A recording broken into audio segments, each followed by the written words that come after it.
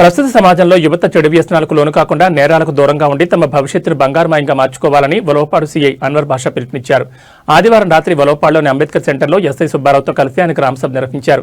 ఈ సందర్భంగా CI, SI గ్రామస్తులకు వివిధ చట్టాలు మరియు సామాజిక అంశాలపై అవగాహన కల్పించారు. ఫోక్సో, బిఎన్ఎస్ మరియు ఎస్సీ/ఎస్టీ అట్రాసిటీ చట్టాల గురించి వివరించారు.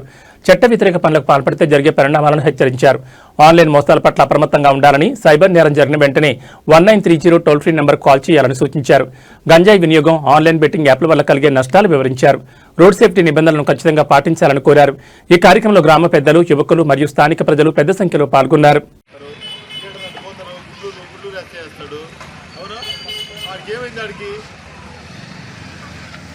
కదా కాబట్టి దయచేసి ప్రతి ఒక్కరూ ఇప్పుడు రాబోయే రోజుల్లో దాంట్లో హెల్మెట్ ఉంటేనే పెట్రోల్ పడతారు పెట్రోల్ బంక్లో.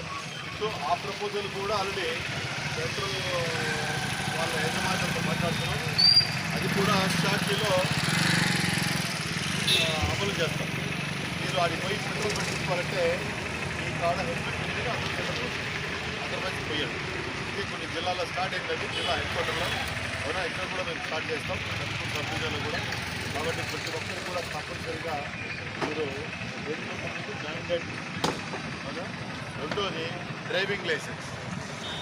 ఎందుకంటే డ్రైవింగ్ లైసెన్స్ ఎప్పుడైతే లేదో ఏదైనా జరగడం జరిగితే ఇన్సూరెన్స్ అనేది మీకు రాదు, అట్లా ఎదుటి వ్యక్తికి ఏదైనా జరిగితే అతనికి రాదు, ఇద్దరికి రాదు. ఇన్సూరెన్స్